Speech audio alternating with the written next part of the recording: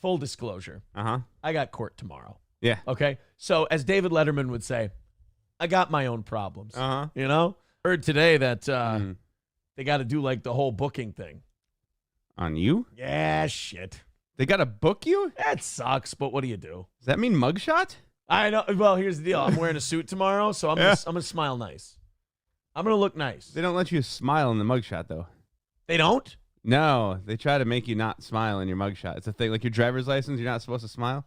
Isn't that a thing, or is that just driver's license? Why can't I smile? I probably don't want you to make a joke out of it. It's not a joke. Maybe I'm wrong. I know your driver's license passport, they're real strict on it. I'm happy to be there because I get to account for what I did, accept my punishment, and move on. Well, and then the internet gets to see about it.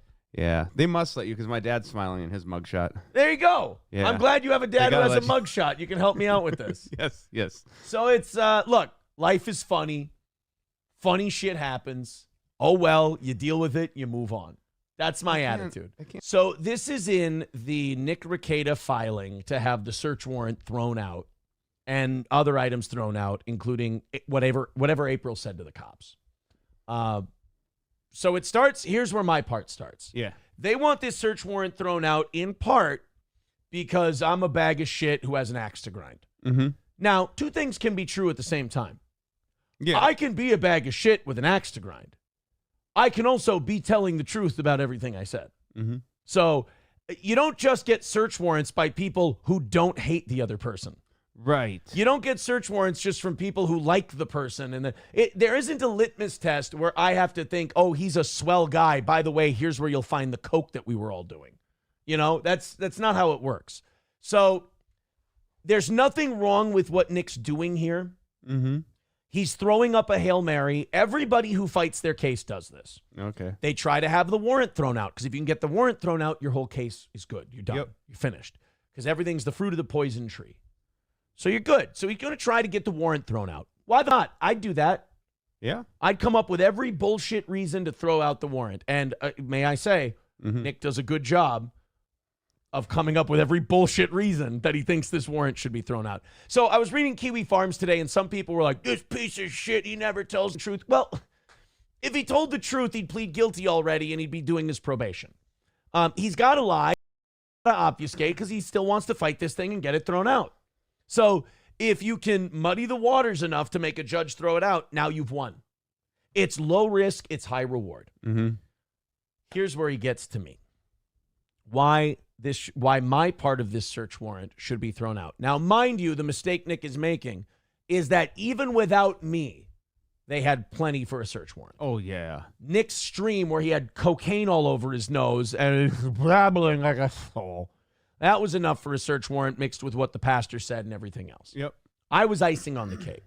Now, Nick also tries to fight the stream, saying that, well, it's a copy, so it could be edited. It's not the authentic one because I deleted that one. And, like, you'd have to have the biggest boomer judge on earth to have that even come close to working. So, applicant, that's the detective. Okay. The applicant is the detective. Nick is the defendant. Detective asserted that defendant and Imholt, quote, may have recently had a falling out.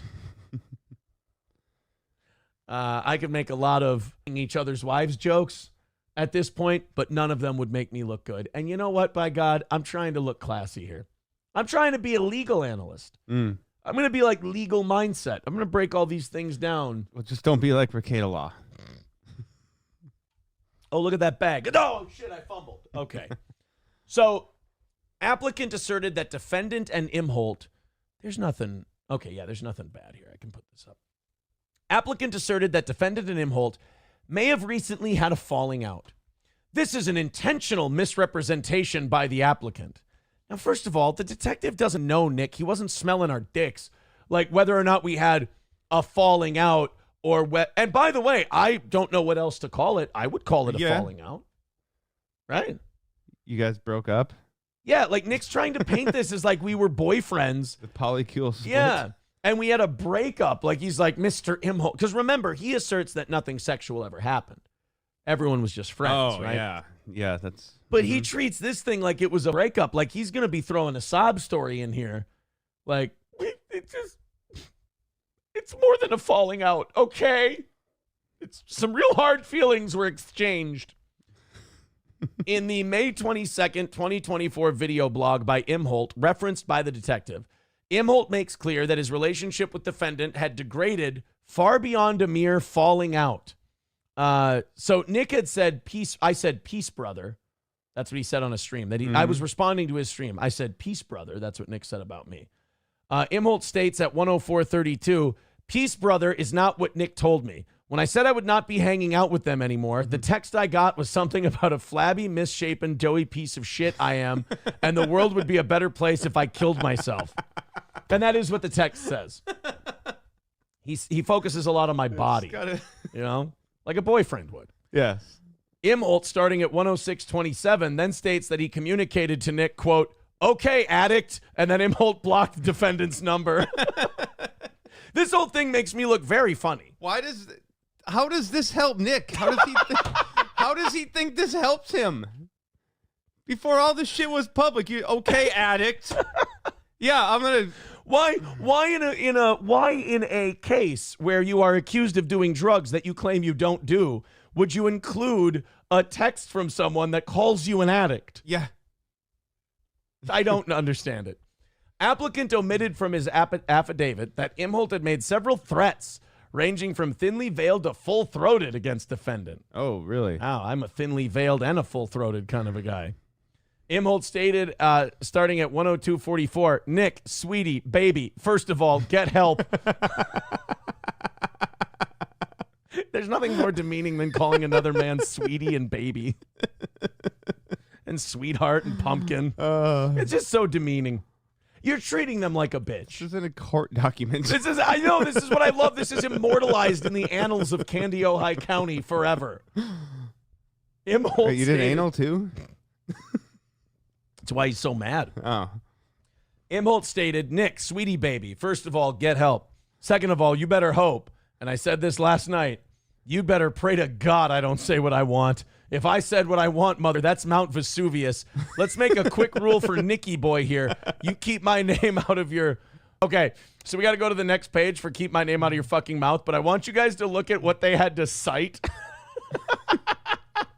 They had to cite the Steel Toe Morning Show episode from 5/22/24, the title of which is A More Perfect Reich.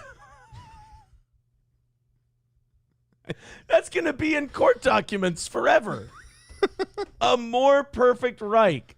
So I wrote, so then it says, keep your name out my mouth in ways like that, and I can promise I'll be as good a boy as I can be. Now, the reason they didn't put this in the search warrant is because it wasn't relevant to what they were searching for. No.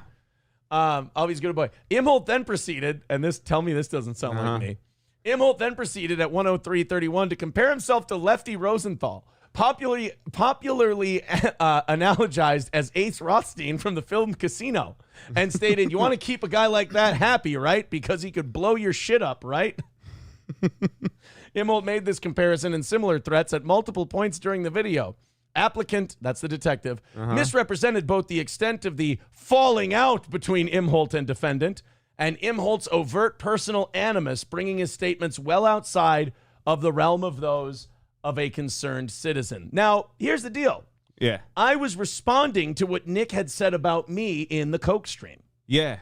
What they leave out of this is that Nick was a babbling dunce about me on the Coke stream. So I decided that I would, correct the record a little bit. Applicant stated that on 5/22/24, Imholt did a video blog where he talked about Nicholas and insinuated controlled substance use, and also referenced a video blog that Nicholas put online, that's the Coke stream, that has since been taken off the internet. Imholt clearly states, starting at 55:26 in the blog, referencing Alyssa clips. So Alyssa, honey, you're in there as well. So this woman who clips a bunch of shit from my show, from Nick's show, DM'd me this. It was Nick telling a disjointed, drunken story on his stream. Here's the clip that got me riled up. Why did you put this in here? The accompanying clip that Imholt plays in the video blog is 1 minute and 11 seconds long. Applicant states that defendant's video blog is 4 hours and 4 minutes long. Applicant therefore knew that the video presented by Imholt in his video blog is an altered rendition of Rekieta's video and cannot be authenticated. Now, here's where Nick's problem is. Where's that? The detective has the full video. The detective had the full video from, I believe, and I could be wrong here, from when it was up on Rumble. Oh. He was using the clip that I played just to get my story, to get what I was saying, to assert the controlled substance use and everything else. So Nick's conflating two things there that don't necessarily go together. Right. But again, this is a Hail Mary move to try and get this thing thrown out. I get it. I understand. So that's the end of my part of this. And again, they have to reference a more perfect Reich 4 times. Now, okay, so that's it for me. And then there's the part about April. I did get a text about the April stuff. Okay. Here it is. Was that bitchy? What did I bitch about? You're fine. They're just giving you shit. Screamed about something. I remember that now. Okay, so I mean, before we move on to the April stuff, I guess the part that includes me, I just find it to be silly and funny. Mm-hmm. You know? So April appears in this document as well. And I'm sorry that I only have this on my phone from, do I give my source out on the SP sent it to me. So she sent this to me, and this is apparently a problem big enough that Nick felt he needed to put this in this motion to eliminate, to dismiss certain things. And this would be April's statements to officers after her arrest. This is interesting. Very. Because we were led to believe that all 3 of the polycule, that the thruple, they rounded up together. They got each other's backs, formed ourselves into squares in a battle like the Battle of Waterloo. They were down. They were fighting. Yeah. And they didn't give them shit. They treated those cops like mushrooms, fed them shit, and kept them in the dark, right? Yeah. En contraire, mon frère. It seems like things may have gone a little fucky in April world. And look, my darling, sweet April is allowed. She is forgiven blabbing in such a stressful situation. I can't imagine how bad that was. You get arrested, you're guilty. She's a liar, but she's a more honest person than Nick. She's not a full-blown narcissist. She's a survivalist. She's a self-protectionist. Gotcha. She knows when she's done wrong. She knows when she's done bad things. Admitting it is difficult for her. But deep down, she does, and she has guilt, and she has those feelings. Nick doesn't have those things. In many ways, April and Nick are similar, but in some ways, they diverge. And in this case, I think April was scared. I think she knew she had done wrong. And to the average person, this would seem like the end of the line, would it not? I would sure think so. So you're like, what do you got? Well, remember, now this is interesting to think about. Remember, when April left, they dropped her charges and let her go. Yeah. The only way they would drop the charges on her is if she contributed something of value. You notice I went from suspect to a witness. No longer a suspect. April had no charges. Yep. Well, she had charges. Yeah. Then she had no charges. Then all of a sudden, she doesn't leave the Baldo compound. She doesn't leave Casa de Rekieta. They go to the tattoo convention. Boom. 5th-degree felony charge slapped on her. Kind of like, hey, we gave you a chance. Yeah. Sorry. But the fact that those charges got dropped right away, even though there was coke on her credit cards, snort tubes in a vial right next to her shit, her purse in the bedroom, the whole deal. Yeah, that was weird that got dropped with all that. Like, well, she had to have said. Let me read this, and we'll see if maybe we understand and we know why her charges were dropped initially. All right. April Imholt, it's Anderson, by the way. Legally now, I believe it's Anderson. If we could, please. I would rather you didn't call her by my children's last name. That would be nice. Yeah, I should have thought of that a few years ago. Thanks, buddy. You know what? You're right. Matt always had a way of explaining things so I could understand them. April Imholt's statement to Deputy Pomplin, I thought he was a detective, are inadmissible as they are testimonial and were made after Miss Imholt. Wait, okay. You can't be Miss. No. First of all, he spelled it IMHOLT after spelling it IMHOLTE in the pro work guys. She's either Miss Anderson or Mrs. Imholt, one of the two. Yeah. Was given a Miranda warning and had invoked her right to remain silent and her right to have a lawyer present at questioning. Yes, right. She said, she invoked her right to remain silent. They're not going to stop you if you start talking. Oh, no. Now, the other part of this is the fact that they said she asked for a lawyer to be present during questioning. Okay. Again, I'm a novice, but what if they're not questioning her? What if they're just talking to her and she starts blabbing? Even if you asked for a lawyer, if you start blabbing after that, they're not going to tell you to shut up. You voluntarily gave over that information. Right. If they start sweating you and grilling you on the case and everything else, then yeah, you got to to stand on there. Yeah. But if your side piece just starts blabbing, they're just going to sit back and go ahead, let it out. On May 23rd, exterior to defendant's home, April was Mirandized by Deputy Branis. When asked if she would like to say anything, April told Deputy Branis, "I would like to remain silent until my lawyer's present." Deputy Branis ceased any attempt to question April further. Approximately 4 minutes later, Deputy Branis headed towards the house to retrieve a pair of shoes for April. Deputy Bauman took control of April. Deputy Branis headed back towards defendant's home when he about-faced and told Deputy Pomplin and Deputy Bauman that, quote, "I did Miranda and asked for a lawyer." Despite this affirmative notice that April had invoked her Miranda rights, Deputy Pomplin conducted a custodial interrogation of her to elicit incriminatory statements by telling her side of the story. Defendant has no standing to ask that April's statements be deemed inadmissible in her pending case and does not ask the court for that purpose. Rather, defendant asked the court to declare April's statements made to law enforcement following her invocation of her Miranda rights to be inadmissible in the defendant's case. So he's like, I don't give a fuck about her. Yeah, so I don't give a fuck about me. Everything she said about herself is true except for the shit that she included me on. Right. Yeah.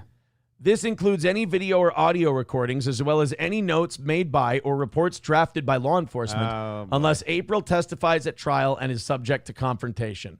Admitting April's statements into evidence at trial, absent her testimony, will violate defendant's right to confrontation. Meaning you can't cross-examine her. Yeah. April said something. April said something. The question now is, what? What did she say? And now I'm sitting here going, please let the judge keep that part in there. Please let this judge. I need to know what my dear darling sweetie, because she was my wife at the time, my dear darling wife said about. Now, we hated each other's guts at the time, but still, we were still legally married. I want to know because part of me believes that there was still good left in her. Part of me believes that she hadn't gone full-blown coke-ho side chick. Or you just said a few minutes ago she's a survivalist. Does what she has to do to protect herself. Could have done that. Could have thrown them under the bus. Yep. Absolutely. Absolutely. And it's probably a big reason why she walked out of there with no charges. Yeah. She probably walked out of there with no charges because they're like, she gave us a lot of good shit. Like, she gave us a lot of information we can use. Cut her loose, let her go. If they keep that, I'm really interested to hear. So this what she told them gets decided on Wednesday with Nick's thing. If that stays, and we'll get to that after the house thing, we'll do the Kayla thing. If he still has his date with Destiny, on the 21st, it's one of those deals where she may have been scared, she may have been uncomfortable, and she may have tried to just start talking about shit to get herself out of trouble. Who knows? All I can say is I really want to know what she said. I want to know when the chips were down and she had to be her authentic, true self because she was scared. I want to know what she said. That would be bueno.